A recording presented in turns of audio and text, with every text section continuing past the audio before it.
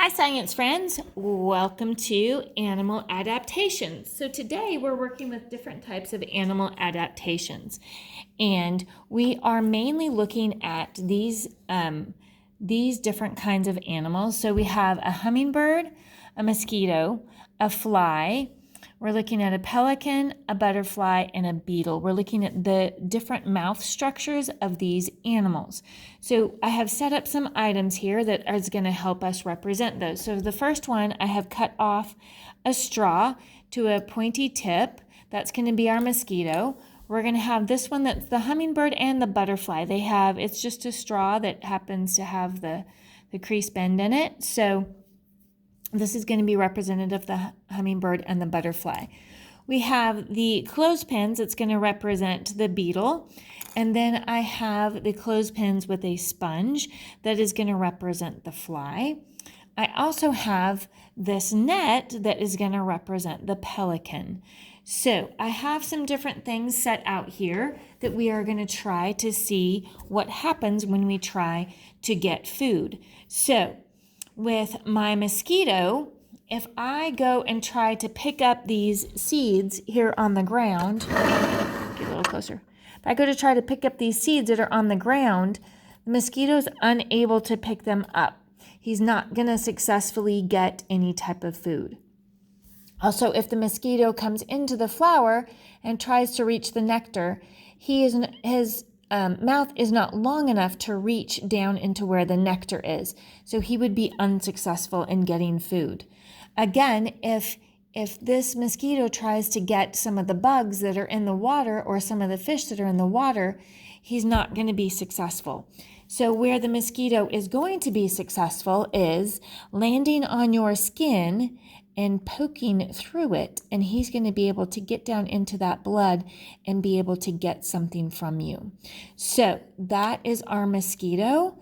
Now we're going to take a look at the hummingbird. And same idea, we're going to try and see if he can get food from other sources, right? We're going to try if he's a good fisherman. Doesn't seem to be.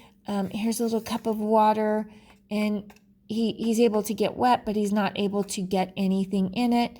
And then he's not going to be able to puncture that skin to be able to get any blood.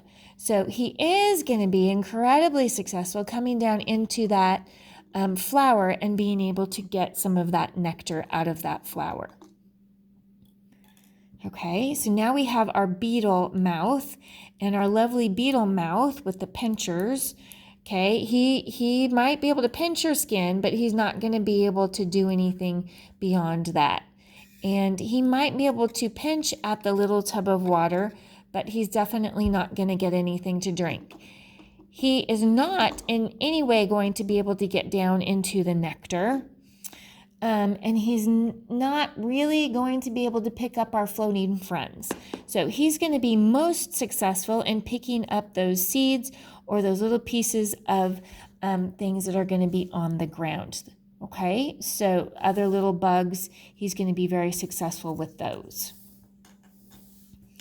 All right, this is a fly. So flies, when they land on things, they're going to use their mouth and they absorb some of the liquids or the nutrients that are on, that they are sitting on. So him on your skin, is he going to bug you? Yes, he's going to bug you, but he's not going to be able to get anything from you. He doesn't even fit into the flower. He's not going to be able to get nectar. Okay, I know he might be able to get wet in the water, but he's not going to be able to pick up any of the food. So his best option is going to be this little tub of water where he is going to be able to, as you can see, absorb some of that extra liquid. That's where he's going to be most successful with his type of mouth.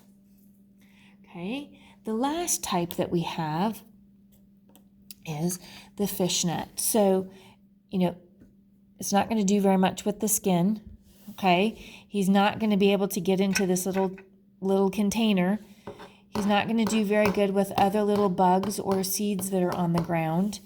No way is he going to be able to get into the flower, but very successful in scooping up all the critters of the sea.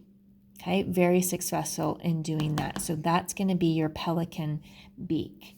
All right, we are going to pause and then we are going to go talk about another station. All right, this is our blubber station. So you may know blubber is basically just fat. And there are several animals that live in certain environments that this is going to be a definite adaptation that they are going to benefit from by any stretch of the means. So what I'm going to do, these have been sitting, I've got thermometers sitting in these bags. Move you a little bit so you can see. I've got thermometers sitting in these bags. One of them is just in a bag just to protect it in the water, in the ice water. Another one I have filled with some blubber. This is just Crisco fat. And I have filled that, and that is sitting in ice water as well. And then I have a third one over here that is just sitting at room temperature. So what we're going to do, what I've asked you to do on your recording document, I'm going to read the temperatures of the 3 thermometers so you can record them and see the differences between the 3 different temperatures.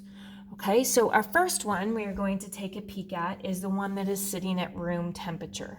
So this one is at 23 degrees Celsius. This is the room temperature one. Make sure you write that down somewhere because that's going to be required for you to write down. All right, the one that is just in the ice water with no blubber, okay, this one has got down to 3 degrees Celsius. That's 3 degrees Celsius if you missed that. So go ahead and write that down. Tuck that back in there so it's all ready for tomorrow. All right, and our last one that we're going to look at is the one that is in the blubber.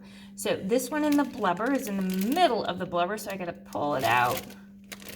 I'm going to have to wipe it off. Let me wipe off the blubber real quick, and then we're going to read it. So this one is sitting at 22 degrees Celsius. So that might be similar to another thermometer if you take a peek. So how did the blubber do? What is the importance of that blubber on that animal? You've got a few questions to answer. I hope you enjoyed our lab today. Have a great day.